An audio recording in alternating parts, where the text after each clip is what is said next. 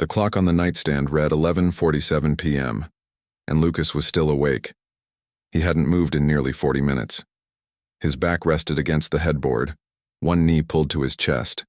The phone balanced on his thigh with the screen casting a pale blue light across his face. Maya was asleep beside him, her breathing slow and even. One arm tucked beneath the pillow the way it always was. She looked peaceful. He envied that. He couldn't remember the last time he had fallen asleep before midnight without something pressing on his chest like a stone he couldn't name. He opened the banking app again, not because the numbers had changed. They hadn't. He just kept looking at them, the way you press a bruise to see if it still hurts. It still hurt. The balance sat at $112, 12 days before the end of the month. Rent was covered, he had made sure of that, but beyond rent there was the electricity bill, the internet they used for working from home, the credit card minimum that he had been paying for so long he couldn't remember what the original purchase even was. There was the prescription Maya refilled every 30 days. There was the cost of eating, of getting to work, of simply existing inside the life they had built together. $112. He closed the app, opened it again, closed it. He set the phone face down on the nightstand and stared at the ceiling. In the dim room, he could make out the water stain in the far corner, the one the landlord had promised to fix 7 months ago and never did. He had stopped asking. Somehow that felt symbolic tonight, though he couldn't have explained exactly why. He thought about the month. He tried, like he always tried, to trace the money backward, to find the moment where things had slipped. He had not bought anything extraordinary. There had been no emergency, no large expense, no single catastrophic decision he could point to. That was always the maddening part. It was never one thing. It was always the accumulation of small things, the ordinary bleed of daily life, the invisible drain that left him standing at the end of the month, wondering where 31 days had gone and why they had taken his paycheck with them. He got up quietly, padded to the kitchen in bare feet, poured a glass of water and stood at the sink, looking out at the street below. A single streetlight flickered twice, then held. The neighborhood was still. Someone had left a bicycle locked to the fence across the street, the same bicycle that had been there for 3 weeks. He noticed things like that now, small constants in a life that felt financially unstable. He opened the drawer beside the stove, where they kept takeout menus, rubber bands, the user manual for the microwave they had owned for 4 years and never once consulted.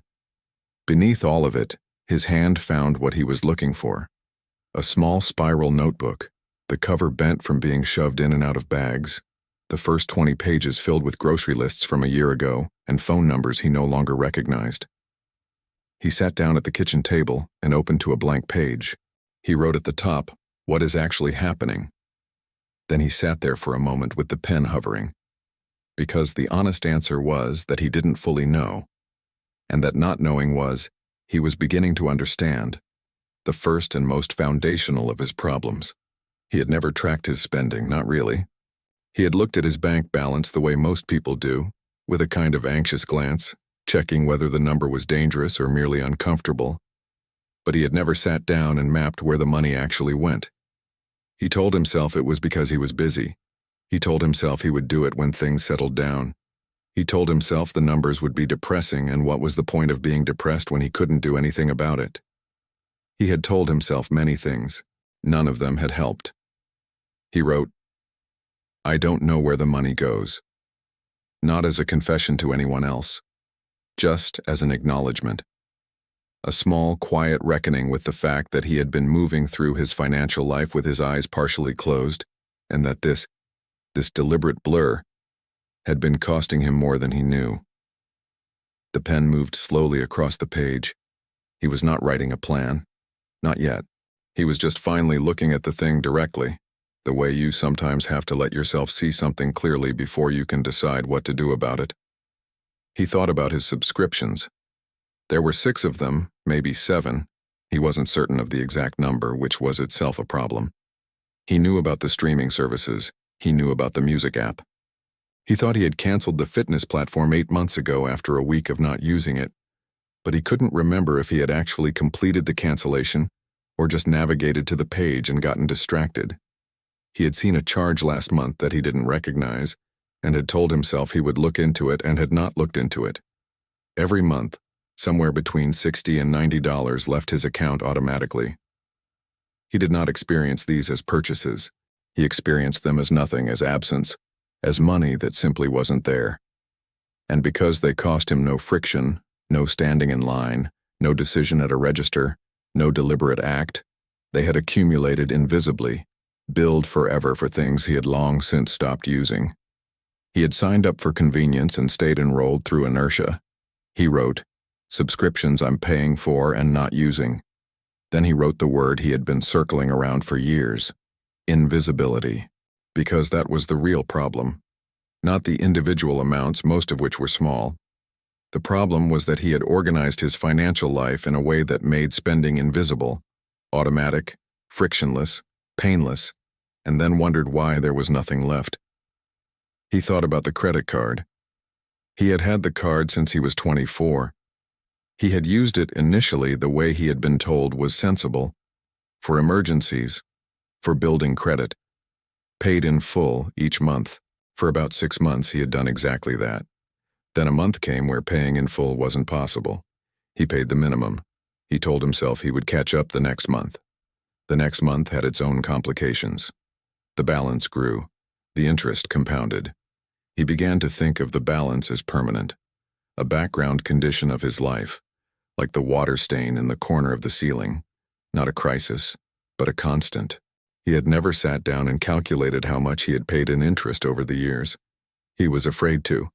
He suspected the number would be devastating, not in a single dramatic way, but in the slow, grinding way of money that had worked hard for him, and then been handed quietly and steadily to an institution that had charged him for the privilege. The minimum payment felt like enough, because it kept the card active, kept the account in good standing, kept the letters from arriving. But the minimum payment, he now understood, was designed to feel like enough. It was engineered to be the smallest possible action that would keep him enrolled in the longest possible repayment. He had been paying it for 7 years. The balance was nearly what it had been on the day he decided to stop paying it in full. He wrote, "The credit card minimum is not a plan. It is a trap." The kitchen was quiet except for the hum of the refrigerator and the distant sound of a car moving through a street somewhere nearby. Maya had left a mug on the counter, dried chamomile tea, the string still looped over the side. She had made tea before bed. He had been on his phone. He tried to remember what he had been doing on his phone at 9:30 in the evening that had been worth doing instead of sitting with her. He couldn't remember. He thought about the way they talked about money. Or didn't. They had been together for 4 years.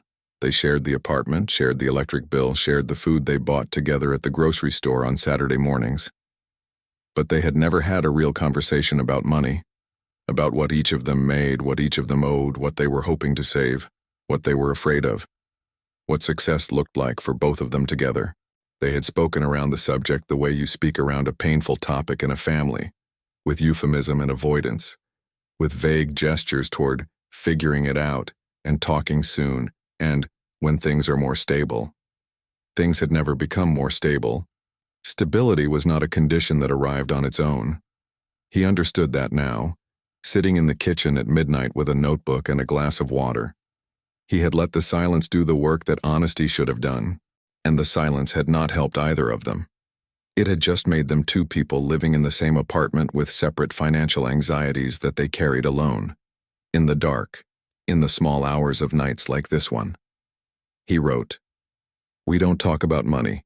We need to, not as a criticism of Maya, as an admission about himself, about the conversations he had avoided because he didn't want to seem irresponsible, didn't want to reveal the extent of the credit card balance, didn't want to have the fight that might follow the honesty. He had chosen the comfort of avoidance over the discomfort of transparency, and it had kept them both in the dark. He refilled his water glass, stood at the sink again. The bicycle was still across the street. The streetlight had stopped flickering. He thought about the last time he had bought something he didn't need. It had been 4 days ago. He had been on his phone during his lunch break, scrolling without particular intention, and he had seen an advertisement for a jacket. A good jacket, a useful jacket, a jacket that was on sale. He had bought it immediately before the impulse could be examined. The purchase had produced a brief, specific pleasure, the feeling of having acted, of having chosen something for himself, of having pressed a button and been responded to. The jacket would arrive in 3 to 5 business days. He had not thought about the jacket since. He thought about it now. He thought about how many times he had made purchases in that specific emotional state, the slightly restless, slightly bored, slightly dissatisfied state that made buying something feel like a solution. He thought about how many of those purchases he could name right now and how few he could. They blurred together. They were not memories. They were just gone money, with no story attached. He had read something once about the difference between spending that created lasting satisfaction and spending that created only temporary relief. He had read it and agreed with it, and then continued to spend in the way that produced temporary relief, because temporary relief was available immediately, and lasting satisfaction required patience and planning and a clearer sense of what he actually wanted. He had never been entirely clear on what he actually wanted. He had been clear on what he was afraid of, falling behind, being seen as failing, never getting ahead. But fear and desire were not the same thing, and a financial life built around avoiding fear rather than moving toward something real would never feel like enough no matter how much the balance grew. He wrote, "I spend to feel better, not to build anything." He looked at the page. 5 lines. 5 things he had never written down before, never admitted to himself with this particular directness, never held still long enough to see. He was not a bad person. He was not reckless or irresponsible in the ways he had sometimes feared.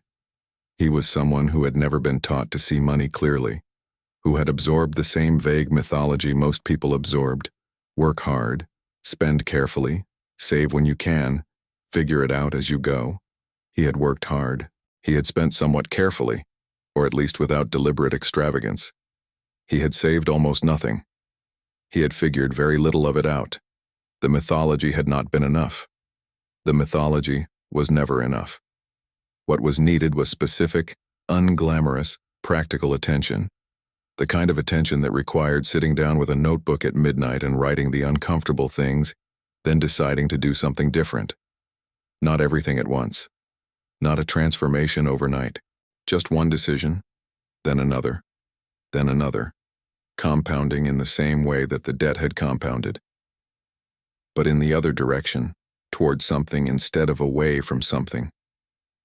He sat with the notebook for a while longer. He wrote some things that were not sentences but were questions. What would it feel like to have 3 months of expenses saved? What would it feel like to see the credit card balance going down? What would it feel like to have this conversation with Maya and have it go okay? He didn't answer them. He just let them exist on the page.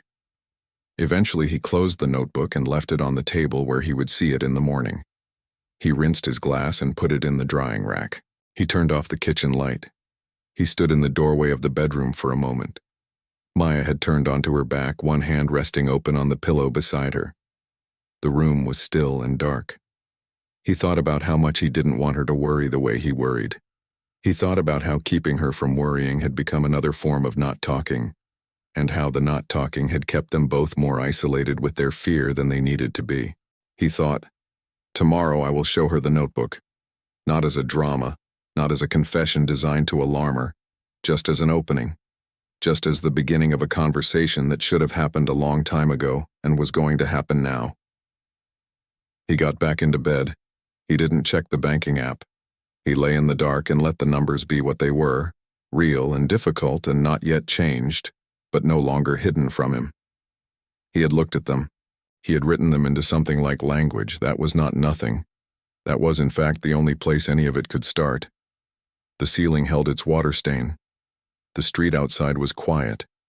Somewhere in the apartment, the refrigerator hummed its steady, indifferent hum. He closed his eyes. He did not fall asleep immediately. But the stone in his chest, that familiar, sourceless pressure, had shifted slightly. Not lifted, just shifted. as if something that had been entirely stuck had begun, almost imperceptibly, to move. By the time sleep finally came, the notebook was still on the kitchen table, 5 lines written in blue ink on a page that had been blank an hour before. 5 things he now knew about himself that he hadn't let himself know before. 5 places where the work of changing was going to begin.